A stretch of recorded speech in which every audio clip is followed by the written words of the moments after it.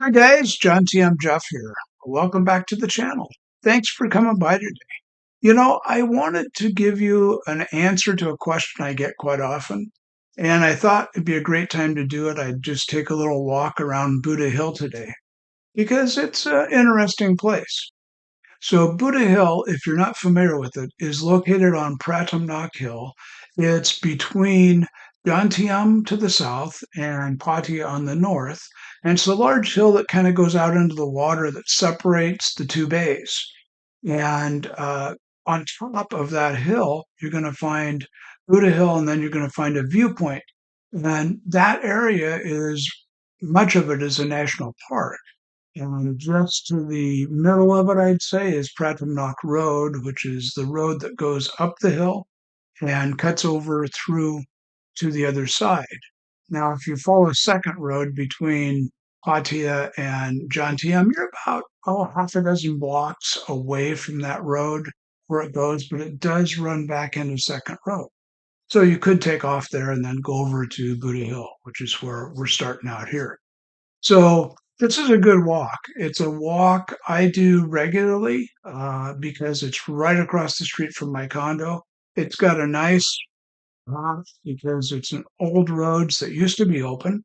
I remember first time, maybe several times when I came to Pattaya years ago, you could drive up to the parking lot and go around the hill. And you didn't have to walk. You could just drive down this, what is now a closed road. It's kind of nice, but it's a lot nicer now because you can walk. So this was early in the morning. It was before there were a lot of people around, but there's still some people. So if you see yourself in the video and you don't want to be in the video, just let me know and I'll correct it so we don't have a problem. Just leave me a timestamp so I can know what you look like, or what your face was in the timestamp so that I can correct that for you. Never want to take pictures of people who don't want to be on the video, but sometimes it happens, even if we try to do it early in the morning. So this little walk is going to take us probably 25 minutes, 24 minutes, and it's going to be a walk that I enjoy. There's a lot of soy dogs on this path, not as many as there used to be, because across the street is the new fisherman's village where there's uh, not as many soy dogs as there used to be. That used to be a really big area that would collect a lot of soy dogs, and they were just all over the place up on this hill. Now it's a lot better. So I think we're doing some things overall to make it better up on Buddha Hill. Anyway, we'll make this walk. The question I wanted to talk about today is one that I looked at a year ago when I was getting ready to spend more time in Thailand. Up to that point, I had been spending a month or so, uh, several times a year, just working and doing my job. I was an insurance agent. I could do customer service. I could do sales. I could do everything over the phone or over the internet. And it was really pretty easy for me just to be mobile. I didn't think that was possible until COVID, but when COVID hit, obviously we had a chance to try out our remote working, right? But I figured it out and it became an option for me to do that. I tried it out for almost a year, going back and forth, making sure that I could do it before I actually pulled the plug and said, this is what I'm going to do. So I think that's the first thing. When you think about working in Thailand, you've got to figure out how you're going to work, who you're going to work for, and if it's legal. First thing I figured out when I started thinking about, okay, I want to work in Thailand. I need to make a little more money than what Social Security will bring me in my retirement. I need to do something that brings in a few $1,000s a month. How would I do that working in Thailand? Now, there's obviously a way to get a job in Thailand and work there and get paid in local currency working for a local company. Couple drawbacks to that. One is what they're going to pay is not going to be what you're used to in the US. Figured that out really quick. In my case, I don't have any specialization that would really be unique. that I would be competing against potentially Thai people. I mean, maybe I could go sell condos at a condominium development and they would say they need somebody that speaks fluent English. It might be a way that I could get a job, but they'd still have to get a work permit for me. And I believe the way that works, and I'm no expert on this by any means, it's just what I learned in my research. But if there's a Thai person that can do it, then they can't hire a non Thai person to do it. So it becomes an issue getting those work permits. So that's something you want to check into is if you're planning to go there and get a job, figure out one, if you can get a job, if it makes sense financially, and two, if you're going to get a job, uh, can you legally work doing what you're doing? And you don't want to take any shortcuts there. You know, what I've seen lately, especially with issues of work, if people get busted for doing something wrong on a work permit, they're booting them out of there and sometimes for a lifetime. So often a year, 5 years, or even a lifetime exemption, they can't come back. So you want to make sure it's done right. You want to make sure it's done legally, and you want to make sure you have uh, everything, all the T's crossed and the I's dotted, and make sure it's right. So anyway, the idea of working in Thailand started to be really big with me, and I was trying to get or starting to get a retirement visa because I'm at the time I was 65, and then I was figuring I'd go on Social Security in 2025, and I wanted to have that option to do that. When I was looking at it, it really became difficult. I could do a retired retirement visa, and I could meet all the requirements of that with my Social Security to have enough money coming in to do what I was doing. But I wasn't sure that I would have enough money coming in to live the way that I'm living right now. And that is part time in Thailand and part time in America. So that is the next issue, I guess, is do you want to live there full time? If you wanted to live full time in Thailand, I could probably get by on my Social Security because I have enough income coming in from that that I could live very easily. The cost to live in Thailand for me is someplace between 25 and 40% of the cost to live in America. Problem comes in that I wanted to go back and forth. So I've got a couple things going on there. I've got to keep a place, either rental or a house or something going on in America. I not to the point where I wanted to sell my car or my house yet. So I wasn't really ready to do that. And bigger than that, I have a grandson who I want to come back and see on a regular basis.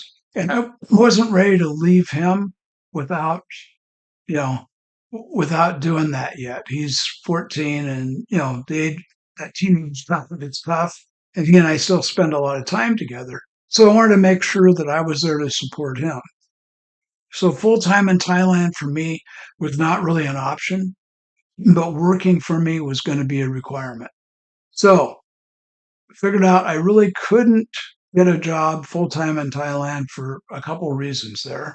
And then figured out that the next problem was that I wasn't going to be able to get a retirement visa on a work permit. That doesn't really go together with what I was doing. As an insurance agent, I could sell insurance, I could service my customers, I can work at night because our times are almost backwards, being 14 or 15 hours different. And I could get a lot of work done between those night hours and still have all day to do things around Thailand. I really like that idea, and it really worked out well for the year and a half or so that I did it. But I wanted to make sure I could do it and do it legally. I was at the point where every time I'd be sitting at a restaurant or a bar and I'd say, well, I got to go work, I'd start to go, wait a minute, did I just say work? I can't say work, right? And it was one of those things where I was getting nervous about what I was saying. So I started, stop, don't do that anymore, Jeff. And just started, somebody say, where are you going? It's 8:30, 9 o'clock at night. What are you doing? I said, I got to go do things. got a call to do with my friend in America. And of course, that's, early morning here in America at 9 o'clock in Thailand. So anyway, I decided that I needed to do something different and I started looking at all the options. I went to my attorney, who's really good. If you need an attorney, he's an American attorney in Thailand. So let me know. I can refer him to you. But I started talking to him about it, and he was kind of shaking his head, saying, I don't know. And then I started talking to a couple of visa people who just strictly do visa. They're both great people, great knowledgeable people in Pattaya.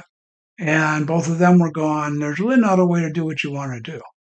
And I became pretty frustrated with that because I was having difficulty figuring out where I could do this and make it work.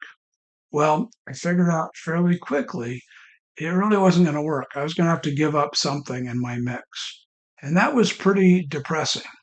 And then in late July, early August, I was talking to one of the visa guys. He said, there's this new destination Thailand visa, and they have a digital nomad category that you can get a 5-year visa with a 180-day stay, and you have multiple entries. And you can renew it if you have to. If you're here over 180 days, you can renew it once without leaving the country. But if you go in and out of the country, you could just get it stamped every time you go through the airport. So I started thinking about that, and it made sense real quick. So I went into the Thai visa website and started doing some research on it. The guy I talked to, he knew a little bit about it, but it's not a visa that was available for him to help with because it was online and the Thai government had said, you need to do your own thing. So I started doing the research on it, found out that what I was doing, as long as I wasn't earning money in Thailand, I wasn't collecting money from customers in Thailand or getting paid from a company in Thailand, that I could be a digital nomad. Now, I had figured out how to be a digital nomad, like I said, during COVID, but it wasn't something that I really, how was I going to prove that I was a digital nomad? I'd never really done that. So I looked at a couple of ways to do that, and then I read through the requirements of the digital nomad visa and figured out that, if you have a job and you have a company that will say you have a job that's capable of being done remotely, you have an income, you have customers or, a contract, you have to have a contract with the company, then it's possible to do this. Well, in my case, I work for myself. I'm truly independent, an independent insurance agent.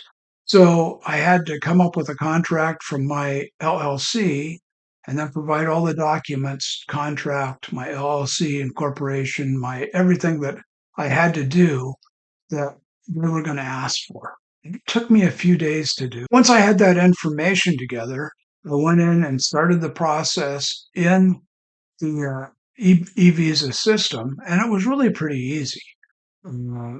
This was a matter. The biggest problem I had was that they only had a place to upload one or two documents at a time. Oh, there's my condo. Just want to know right there, that big tall one. So, but that's the vision condo. So anyway, the moral of the story was I figured out that wasn't going to work too well. So I had to figure out how to do things a little bit differently. And I had to, go in and make myself a contract for my company, for myself. It said I was capable of working digitally. I had to do some certification. I had to do a few things. So I had about 6 or 8 documents that needed to go. I could only upload a couple at a time in the system. We went back and forth for about the month of August, I guess.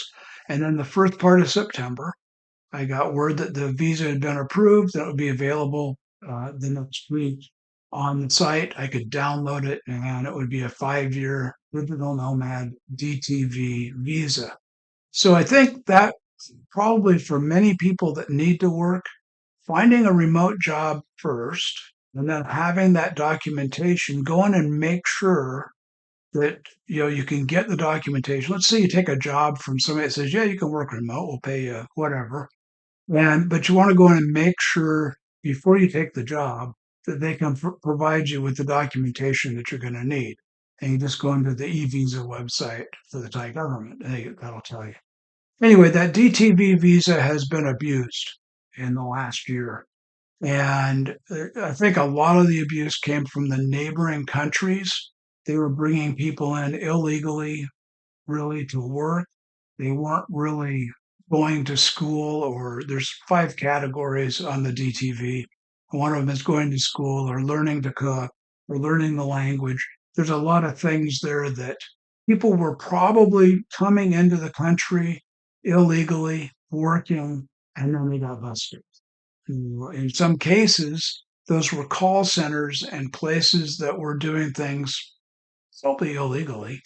I don't know that for sure, but supposedly illegally. And they got busted, they got deported, and they're not coming back because they broke the law.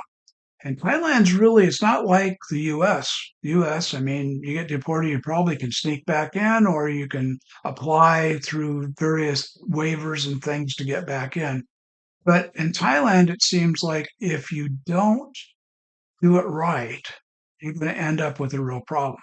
And that they're going to say you're deported for 1 year, 5 years, lifetime, whatever it is. And they don't seem to have a way to go backwards on that. So again, doing it right the first time is really the only answer. And I really don't think that you want to do it wrong, because that whole process, let's say you rented a place for 6 months or a year, and you got your what you thought your legal visa in place and everything was good, and then all of a sudden you're gone.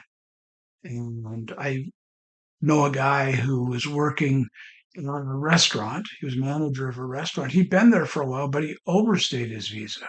He didn't renew his visa. I don't know why. I didn't get a chance to talk to him, because they came one night and took him to the airport. I imagine, I don't know, but I imagine they took him to the airport and stuck him on a plane and said, "You're going home." And he had to go back to England.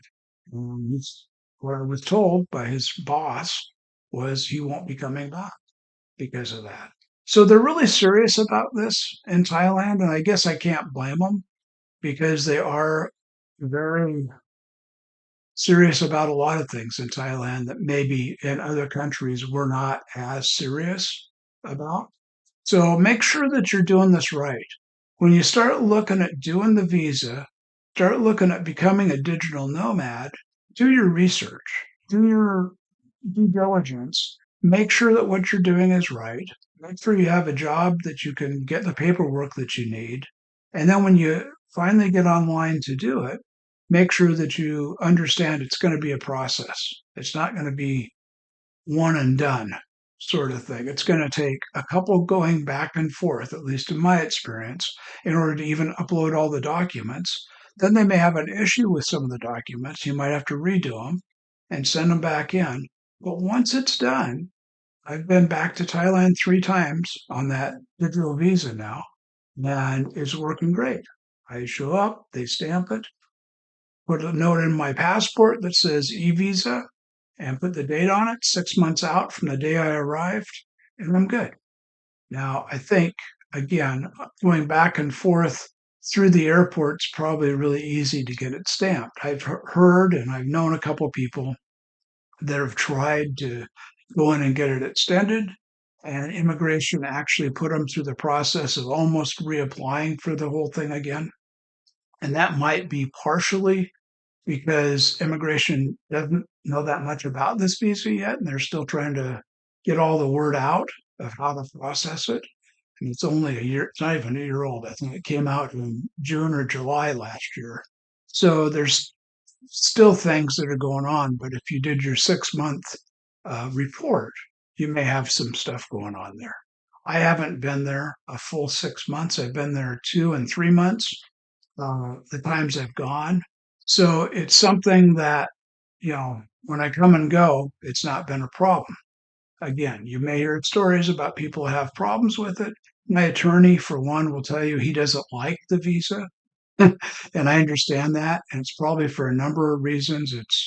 It was developed differently than the normal Thai visas, and he doesn't like the fact that there's this ambiguity in there, which I guess from an attorney standpoint is maybe a little bit different than from my standpoint as a digital worker, right?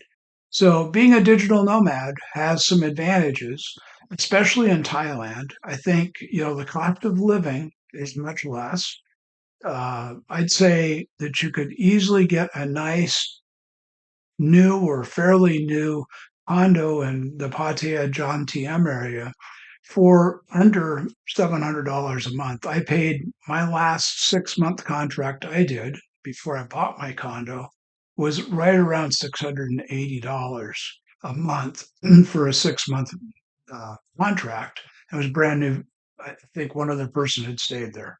So it was brand new, beautiful facility, way nicer than any place I'd ever stayed before.